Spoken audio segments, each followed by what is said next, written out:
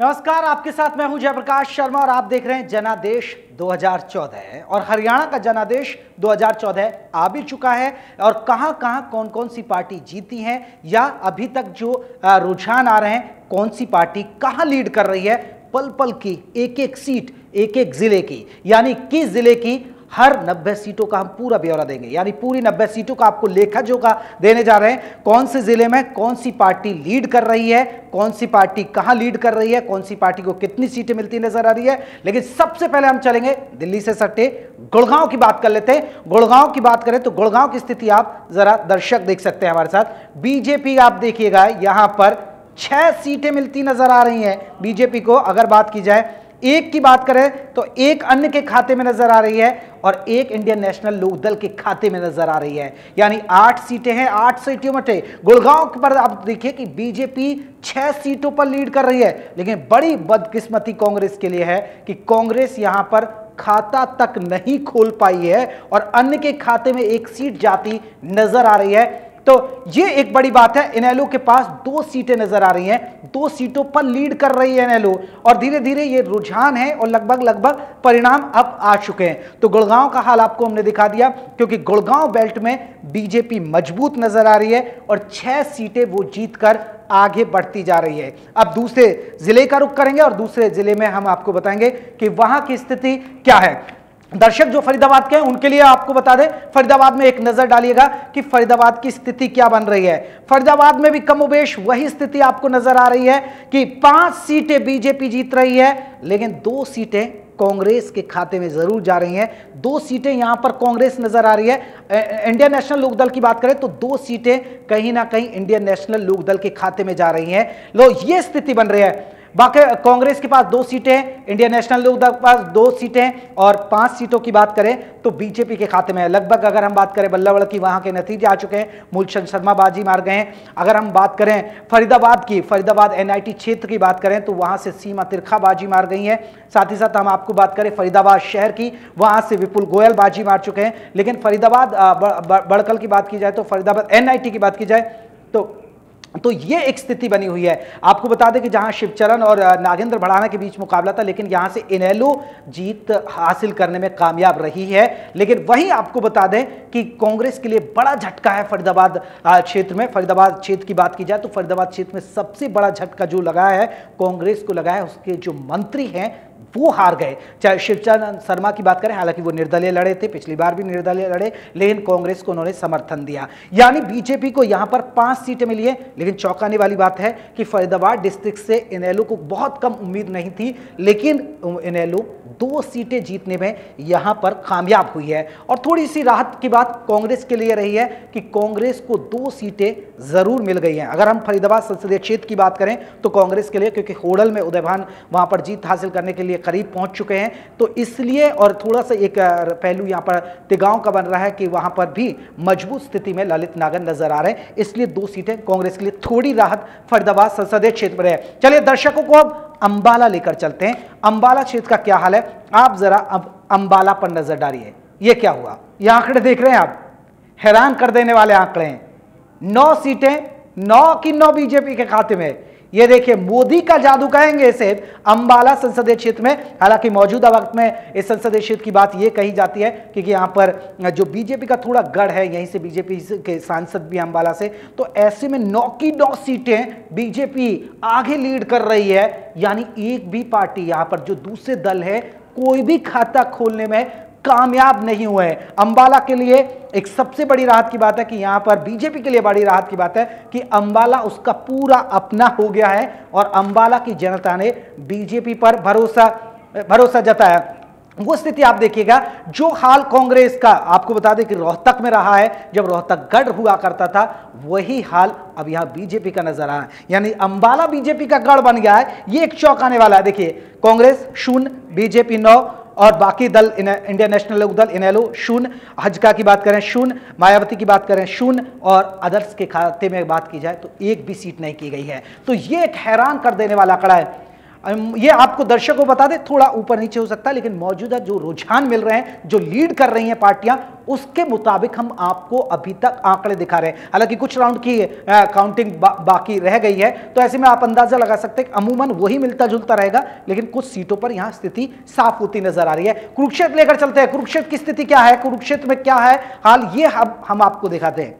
BJP के लिए, कांग्रेस के लिए राहत की बात है, एक सीट पर लीड कर रही है कांग्रेस कुरुक्षेत्र के अंदर। कुरुक्षेत्र संसदीय क्षेत्र के अंदर कांग्रेस एक सीट, बीजेपी 5 सीट। ये देखिएगा, बीजेपी मोदी नजर आ रहे हैं 5 सीटों के साथ आपको नजर आ रहे हैं। और इंडियन नेशनल लोकदल के लिए राहत की बात है कि 2 सीटों पर लीड कर रही है। लेकिन एक हैरान कर देने वाली बात है कि जो उनके प्रदेश अध्यक्ष हैं अशोक अरोड़ा, वो हार गए हैं यहां पर। एक सबसे बड़ी और चौंकाने वाली बात है। लेकिन एक सीट अन्य के खाते में मिली है, एक सीट दूसरे दल को भी मिल रही है। बीएसपी को नहीं मिली है, ना तो हज का गठबंधन को मिली है, लेकिन एक अन्य के खाते में चली गई है, यानी निर्दलीय भी यहां पर बाजी मार सकते हैं, लीड कर रही है। ये कुरुक्षेत्र संसदीय क्षेत्र की हमने आपको पूरा ब्यौरा दिखा दिया है। और सबसे हैरानी बात यह है, सावित्री जिंदल, आपको याद होगा यहां से कभी नवीन जिंदल सांसद हुआ करते थे, लेकिन अब वो नहीं जीत पाए। अब उनकी जो बात करें, उनकी मां है सावित्री जिंदल, कैबिनेट मंत्री हैं, दिग्गज मंत्री हैं, और वो लगातार हुड्डा सरकार की जो 10 बरस से सरकार चलती आ रही है, उसमें लगातार 2 बार से कैबिनेट मंत्री हैं, वो तक अपने आप को नहीं बचा पाई। यानी ये मोदी फैक्टर कहा जाए। हालांकि यहां पर थोड़ा सा इनेलो का भी नजर आया। अब आपको लेकर चलते हैं करनाल। करनाल संसदीय क्षेत्र का हाल दर्शकों को दिखाते हैं। करनाल की स्थिति आप देखिएगा, ये देखिए, यहां पर वही स्थिति नजर आ रही है। नरेंद्र मोदी सबसे ऊपर नजर आ रहे, 8 सीटें जीतते नजर है। अंबाला जैसा हाल हो गया, अंबाला में जैसे 9 सीटों में से 9 सीटों पर बीजेपी लीड कर रही है, वही स्थिति वाकई में यहां पर हैरान करने वाली है कि 8 सीटें मिल रही हैं बीजेपी को और 1 सीट अन्य के खाते में जा रही है। दूसरी पार्टी का तो करनाल में कोई खाता ही नहीं खुला है। और हैरानी की बात यह है कि अरविंद शर्मा, जो बीएसपी के प्रोजेक्टेड सीएम थे, उनके गढ़ की यह स्थिति आपको नजर आ रही है। अरविंद शर्मा यहां से सांसद रह चुके हैं करनाल से, लेकिन उनका खाता तक नहीं खुला है करनाल के अंदर। यह एक हैरान कर देने वाली बात है। वाकई में कुछ संसदीय क्षेत्रों पर नरेंद्र मोदी का जादू चला है, और नरेंद्र मोदी का जादू इस तरीके से चला है कि 8-8 सीटों पर वो लीड कर रही हैं, और यह नजर आ रहा है। कांग्रेस के लिए बड़ी ही दुख की बात, 0, यानी खाता नजर नहीं आ रहा है। चलिए आपको लेकर चलते हैं सोनीपत, क्योंकि सोनीपत में पिछली बार 2009 की बात करें तो कांग्रेस को बहुत सफलता मिली थी, लेकिन कांग्रेस की स्थिति क्या है, सोनीपत की नजर देखिएगा। यहां पर यह कांग्रेस की स्थिति आप देख सकते हैं, 5 सीट पर लीड है। थोड़ी सी राहत की बात है, 5 सीट पर लीड है, क्योंकि माना जाता है कि मुख्यमंत्री हुड्डा पर यह आरोप लगते रहे तो कि जब वो मुख्यमंत्री रहे, मुख्यमंत्री के दौरान उन्होंने रोहतक और सोनीपत का ज्यादा विकास किया, तो लगता है उसकी मेहरबानियां नजर आ रही है। 5 सीटें यहां पर कांग्रेस को मिल रही हैं, 2 बीजेपी के लिए। बीजेपी के लिए थोड़े से खाते के नुकसान की बात नजर आ रही है कि 2 सीटें ही सोनीपत में मिल रही हैं, क्योंकि यहां दबदबा है, हुड्डा का दबदबा माना जाता है, लेकिन 2 सीटें इनेलो के खाते में। यहां पर सबसे अच्छी बात रही, इनेलो के लिए राहत की बात है कि 2 सीटें इनेलो के खाते में चली गई हैं। लेकिन थोड़ी राहत अगर कहीं से मिली है कांग्रेस को, वो सोनीपत संसदीय क्षेत्र से मिल रही है, क्योंकि उनके गढ़ रोहतक में भी उनकी स्थिति कमोवेश बहुत ज्यादा अच्छी नहीं थी, वो भी हम आपको दिखाने जा रहे हैं। लेकिन यह हैरान कर देने वाला पूरा आंकड़ा सामने आ रहा है। बीजेपी के लिए थोड़ी सी यहां पर खुशखबरी नहीं होगी, क्योंकि 2 सीटों पर अभी बीजेपी लीड करती नजर आ रही है, और 2 सीटों पर इंडियन नेशनल लोकदल लीड करती नजर आ रही है। और सबसे राहत की बात ये हुड्डा साहब के लिए है कि 5 सीटों पर लीड कर रहे हैं, क्योंकि जो आरोप उन पर आप लगते रहे कि उन्होंने सोनीपत और कहीं ना कहीं उन्होंने रोहतक का विकास किया है, वो स्थिति नजर है। अब दर्शकों को लेकर चलते हैं हिसार। हिसार की जनता ने क्या कुछ नतीजे दे रही है, कौन सी सीट पर कौन लीड कर रहा है, जरा ये नजर देखिए। हिसार पर बीजेपी का जादू चल रहा है, और हैरानी की बात, हिसार देख लीजिए, कांग्रेस को 0, खाता तक नहीं खोल पा रहे हैं। अभी भी कोई भी उनका जो उम्मीदवार है लीड नहीं कर रहा है, लेकिन 4 सीटों पर बीजेपी लीड कर रही है, लेकिन वहीं टक्कर चश्मा वाले दे रहे हैं, यानी इंडियन नेशनल लोकदल 3 सीटों पर लीड कर रही है। और हज का, क्योंकि आपको पता होगा कि जिस तरह भजनलाल का गढ़ रहा है हिसार, और भजनलाल की चौधराहट हिसार में जानी जाती है, इसलिए हज का यहाँ 2 सीटों पर लीड कर रही है, और 2 सीटें माना जाएगा कि यह हज का के खाते में जाएगी। यह कुलदीप बिश्नोई के क्षेत्र का दबदबा रहा है। खासकर अगर बात करें हिसार में मंडी आदमपुर की बात करें तो मंडी आदमपुर उनका इलाका है, उनका होम टाउन रहा है। भजनलाल को कभी किसी ने इस इलाके से मात नहीं दी है। तो माना जा रहा कुलदीप बिश्नोई आसानी जीत गए और लगभग यही स्थिति वहां पर उनकी धर्मपत्नी की भी रही है। तो ये 2 सीटों की थोड़ी स्थिति बन रही है। हिसार क्योंकि 2 सीटें हजका को इसलिए मिल रही हैं क्योंकि गढ़ रहा है, भजनलाल का एक कद्दावर नेता रहे हैं अगर हरियाणा की सियासत के नजरिए से। हांसी और आदमपुर, दर्शकों को बता दें, हांसी और आदमपुर जहां पर रेणुका बिश्नोई ने जीत हासिल कर ली है, वहीं कुलदीप बिश्नोई ने लीड कर रहे हैं, वो भी जीत गए हैं। लेकिन 4 सीटें बीजेपी के खाते में चले गए। लेकिन इंडियन नेशनल लोकदल की भी बात करें तो इंडियन नेशनल लोकदल के लिए राहत की बात है, 3 सीटें मिली है। अब आपको सिरसा लेकर चलते हैं। सिरसा का क्या हाल है, सिरसा की भी तस्वीर हम आपको बता देते हैं। सिरसा की सीट देखिएगा, इंडियन नेशनल लोकदल, ये गढ़ माना जाता है। ये देखिएगा यहां पर बीजेपी 1 सीट, इनेलो का गढ़ है सिरसा, और वहां पर वाकई में अपने गढ़ को बचाने में कामयाब रही है इंडियन नेशनल लोकदल। 6 सीटों पर लीड कर रही है, सीधे 6 सीटों पर। बीजेपी को यहां ज्यादा कामयाबी नहीं मिली है, 1 सीट बीजेपी को यहां लीड करती हुई मिल रही है। लेकिन सबसे दुख खबरी यहां पर कांग्रेस के लिए है कि सिरसा में उसे मायूसी हाथ लगी है, यानी उसे एक भी सीट नहीं मिली। कई संसदीय क्षेत्रों पर आप देख रहे हैं कि कई सीटों पर तो कांग्रेस का बहुत बुरा हाल है कि सुपड़ा साफ हो गया है, उनका कोई भी उम्मीदवार लीड नहीं कर रहा है। 2 अन्य के खाते में चले गए। दर्शक ये देख सकते हैं, आगे आप देखिएगा वो कॉलम आप देखिएगा, यहां पर यह स्थिति रही है कि 2 सीटों पर जरूर अन्य के खाते में चले गए हैं, यानी इंडियन नेशनल लोकदल की राहत की बात है कि वो अपने गढ़ को बचाने में कामयाब रहे हैं। चलिए अब बात करेंगे भिवानी महेंद्रगढ़ लोकसभा संसदीय क्षेत्र की, वहां की क्या स्थिति है, वहां पर भी नजर डाल लेते हैं कि भिवानी और महेंद्रगढ़ की जनता 6 सीटें यहां बीजेपी लीड कर रही है, 6 सीटों पर। कांग्रेस के लिए राहत की बात है कि यहां पर 1 सीट पर नजर आ रही है, और 1 सीट अभी इतने ही लीड करेंगे क्योंकि सिर्फ अभी कुछ राउंड की वोटिंग, अभी नतीजे जो है वोटिंग है वो रह रही है कि जैसे ही काउंटिंग पूरी हो जाएगी तो लगभग यही तस्वीर है। एक बार फिर दर्शकों को बता दें, यहां पर भिवानी महेंद्रगढ़ की बात करें तो यहां 6 सीटें बीजेपी लीड कर रही है। कांग्रेस के लिए राहत और सुकून की बात है, 1 सीट उनकी बच गई है, वो भी एक मंत्री की। इंडियन नेशनल लोकदल 2 सीटें जीतने में कामयाब हुई है, हज का खाता नहीं खोल पाई, बीएसपी का हाथी यहां चल नहीं पाया, बीएसपी का ज्यादा वजूद हरियाणा में है भी नहीं, तो बीएसपी का यहां जादू अन्य के खाते में कोई चल नहीं रहा है। तो भिवानी महेंद्रगढ़ की स्थिति कमोबेश यही नजर आ रही है, बीजेपी लीड कर एक अच्छी पार्टी के तौर पर आ रहा है। अब बड़ा दिलचस्प लेकर आ रहे हैं, दिल थाम के देखिएगा, रोहतक। जी हां, रोहतक संसदीय क्षेत्र हुड्डा का गढ़ कहा जाता है। हमेशा आरोप प्रत्यारोप लगते रहते हैं कि भैया विकास हुआ है तो रोहतक में हुआ है, नौकरी गई है तो रोहतक में, लेकिन रोहतक की स्थिति हुड्डा साहब के लिए राहत की बात। लेकिन बीजेपी गढ़ में सेंध लगा दिया है, 9 सीटों में से 4 सीटें बीजेपी के खाते में और 5 सीटें कांग्रेस को जरूर मिल गई हैं 9 सीटों में से। लेकिन इस संसदीय क्षेत्र पर सबसे बड़ी बात यह है कि रोहतक हुड्डा का गढ़, जो हैट्रिक का जो सपना संजो रहे थे हुड्डा साहब, वो पूरा नहीं हो पाया क्योंकि उनके गढ़ में बीजेपी ने सेंध लगा दिया। आपको याद होगा कि उनके बेटे यहां पर जीत गए थे, दीपेंद्र हुड्डा यहां से संसदीय क्षेत्र जीत गए थे, बावजूद उनकी 1 सीट बची थी कांग्रेस में। लेकिन यहां की जो कमोबेश स्थिति ये है कि हुड्डा के गढ़ में मोदी ने सेंध लगा दी है और 4 सीटें जीतने में कामयाब हुई। जिस तरह हम चर्चा भी कर रहे थे हमारे तमाम मेहमानों से, आप सुन रहे थे कि जो बात कही जाती है कि रोहतक में विकास हुआ, इसमें कोई दौरा नहीं है। लोग कह रहे हैं, जो हम वोट यात्रा के जरिए हम लोगों के पास गए, लोगों ने भी इस बात को कहा कि रोहतक में विकास हुआ, नौकरियां लगी, लेकिन सबने ठीकरा फोड़ा जो हुड्डा के करीबी थे उन लोगों का विकास हुआ, नौकरी उन लोगों को मिली जो हुड्डा सरकार के करीबी थे, जो हुड्डा के करीबी थे, जिन्होंने उनकी सिफारिश की, जिनके पास सिफारिश थी। तो वो कमोवेश हम आपको तस्वीर ये दिखा रहे हैं। लेकिन एक नज़र आप देख सकते हैं कि यहाँ पर बीजेपी कामयाब हुई है, बीजेपी के लिए खुशखबरी है, और रोहतक में ही सेंटर बनाया था बीजेपी ने। आपको बता दें कि जहां से पूरा उनके जो प्रभारी हैं, चुनाव प्रभारी कैलाश विजयवर्गीय, रोहतक में ही कंट्रोल रूम बनाकर बैठे थे, वहीं से पूरा बीजेपी का चुनावी गतिविधियों पर कैलाश विजयवर्गीय पूरे नजर बनाए हुए थे। और उसका फायदा हुआ क्योंकि रोहतक को गढ़ बनाया तो 4 सीटें जीत गए, क्योंकि ये तो हुड्डा का गढ़ था, इसे कोई ढह नहीं सकता था, क्योंकि मोदी की लहर थी लोकसभा चुनाव में। उसके बाद भी ये गढ़ नहीं ढह पाए थे क्योंकि दीपेंद्र हुड्डा लोकसभा चुनाव में यहां पर बाजी मारने में कामयाब रहे थे।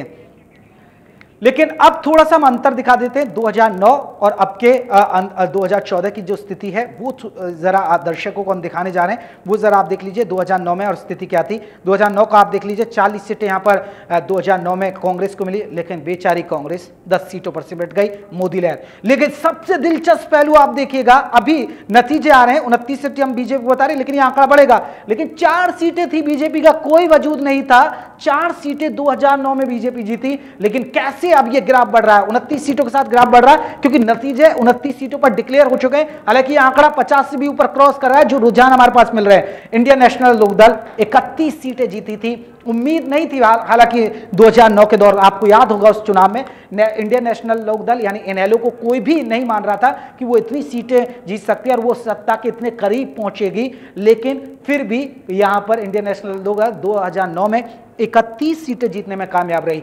दर्शकों को बता दें 2014 में जो हमारे पास अभी नतीजे आए हैं 12 सीटें जीत रही है। अभी थोड़ा आगे बढ़ सकता है, यह आंकड़ा बढ़ेगा, लेकिन अभी जो हमारे पास नतीजे आए हैं उसके मुताबिक दर्शकों को जानकारी दे दें, इनेलो 12 सीटें जीत रही है, जीत चुकी है। और 2009 में आपको अन्य दलों की बात करें तो 6, हजका की बात करें हरियाणा जनहित कांग्रेस, हरियाणा जनहित के साथ यह हुआ था कि जो हरियाणा जनहित कांग्रेस के जो विधायक बने थे वो कांग्रेस में शामिल हो गए थे, जिससे हुड्डा सरकार की सरकार बन गई थी और हुड्डा साहब सरकार कामयाब है। तो ये एक स्थिति है। और 2009 की स्थिति हम आपको बता दें, 2009 की स्थिति में अब ये लग रहा है कि 6 सीटें हजका जीती, लेकिन 2014 में नजर आ रही हैं इंडियन नेशनल लोकदल को। यानी ये थोड़ा सा आप आएंगे तो ये 31 का ग्राफ ये थोड़ा सा कम हो गया है, यानी डाउन हुई है इंडियन नेशनल लोकदल। उम्मीद थी कि एक बार दौर लग रहा था, जिस तरह ओम प्रकाश चौटाला जेल से छूटकर आए हैं, जैसे चौटाला जेल से छूटकर आए, तो उनको लग रहा था कि ये ग्राफ जो बढ़ा है ये बढ़ सकता है, इतना बढ़ सकता है। वो तो सत्ता के करीब बता रहे थे। अब तक आपने इंडियन नेशनल लोकदल के तमाम नेताओं को सुना, उनको उम्मीद लग रही थी कि यहां पर स्थिति आएगी। अब आगे चलते हैं 2000 आगे, ये हजका का पैमाना है 2009 पे आप देखिएगा है 2009 आप देख रहे हैं कि 2009 पर आप स्थिति आप देखेंगे कि वहां पर आप देखिएगा 2009 का मैं हजका दिखा रहा हूं, 6 सीटें जो कांग्रेस को चली गई थी। ये एक बड़ा पहलू है, कांग्रेस को चली गई थी, कांग्रेस के में शामिल हो गए थे उनके लोग। और 2014 में सिर्फ आप ये देखिए 2 आपको नजर आ रही है, जहां मैं उंगली कर रहा हूं, यहां पर उंगली आपको दिखाने की कोशिश कर रहा हूं। ये 2 सीटें दिख रही हैं जो हिसार संसदीय क्षेत्र में जीत रहे हैं, पति पत्नी यानी कुलदीप बिश्नोई और उनकी ये एक थोड़ी सी बात है। अन्य की बातें हम आप कर रहे हैं 2009 में अन्य के खाते में 9 सीटें दी गई थी, लेकिन अब 9 सीटें की एक सबसे बड़ी बात आ रही है, ये आप आगे देखिएगा, ये यहां पर आप देखिएगा, ये अन्य के खाते में आपको नजर आ रही है 9 सीटें 2009 में, यानी निर्दलीय लोग जीत के आए थे और अन्य दल के लोग जीत के आए थे। लेकिन इस बार उनका भी आंकड़ा घटा है। आगे आप देखिएगा ये 2014 में 7 का नजर आ रहा है। तो ये चीजें आपको नजर आ रही हैं। ये हमने पूरा आंकड़ा बता दिया, रुझान के मुताबिक कमोबेश यही स्थिति है। लेकिन बीजेपी के डंडे के पास मैं खड़ा हूं, ये देख लीजिए, बीजेपी निकल गई है सरकार बनाने के ऊपर। चलिए जो लोग जीत कर आ रहे हैं उनके लिए आपको दिखा देते कौन कौन लोग अब तक जीते हैं, जरा वो नजर आप डालिएगा। क्योंकि ये आप देखिएगा थानेश्वर से सुभाष साहब जो जीत गए हैं, यहां पर नूह से जाकिर हुसैन इंडियन नेशनल लोकदल के चुनाव जीत चुके हैं, रेवाड़ी से रणवीर कापड़ीवास जीत गए हैं चुनाव, आपको नजर आ रहे हैं बीजेपी की तरफ से। अटेली मंडी से संतोष यादव बीजेपी जीत गए हैं।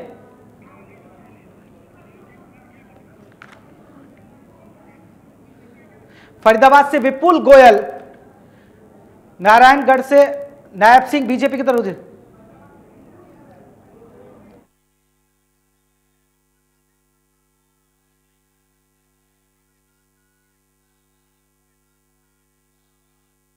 पंचकुला से आपको हम दिखा रहे हैं, यहां पर ज्ञानचंद गुप्ता साहब जीत गए हैं, पंचकुला में भारी बहुमत से दे रहे हैं। गढ़ी साहब लखनऊ, ये भूपेंद्र सिंह हुड्डा का होम टाउन रहा है, वो यहां से आसानी से चुनाव जीत गए, मुख्यमंत्री रहे तो लाजमी है। झज्जर से गीता बुग्गल जीत गई हैं चुनाव, क्योंकि वो मंत्री रही है तो फिर से झज्जर से वो चुनाव जीत गई हैं। रोहतक से, यहां पर रोहतक में सेंध लगाई है मनीष ग्रोवर साहब ने, और कहीं ना कहीं कांग्रेस के ललित नागर यहां से तिगांव से जीत गए, मजबूत माने जा रहे हैं। और तिगांव वो क्षेत्र है कृष्णपाल गुर्जर जो केंद्रीय राज्य मंत्री है। पटौदी से यहां पर बीजेपी की विमला चौधरी जीती हैं। जीते हुए उम्मीदवारों को हम बता रहे हैं और किस किस को हराया आपके टेलीविजन पर चल रहा है। बल्लभगढ़ से मूलचंद शर्मा जीत गए हैं, आपको बता दें कांग्रेस के लखन सिंगला को इन्होंने मात दी है।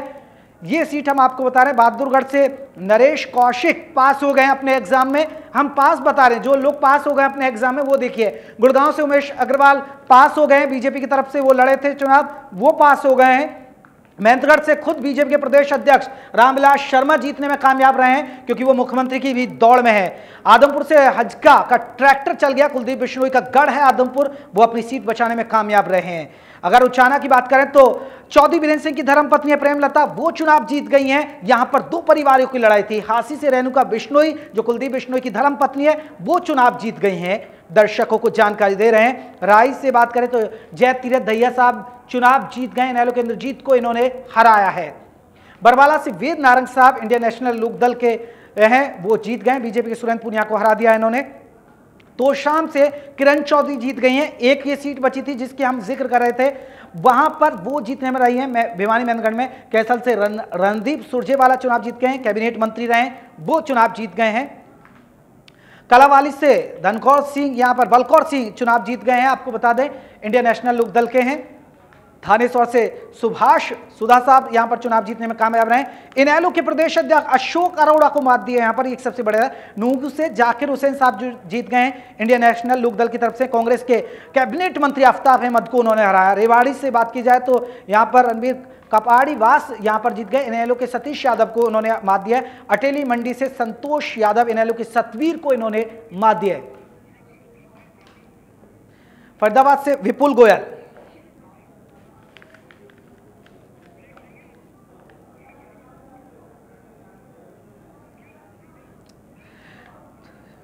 तो चलिए वक्त हो चला एक छोटे ब्रेक का, लेकिन कहीं जाइएगा मत, क्योंकि इंडिया न्यूज हरियाणा आपको पल पल की सटीक और सबसे तेज और सॉलिड जानकारी दे रहा है। नतीजे और रुझान जैसे जैसे मिल रहे हैं, जो लोग जीत चुके हैं, जो अपने एग्जाम में पास हो गए, उनके नतीजे हमने बताए। छोटे ब्रेक, फौरन लौट रहे हैं।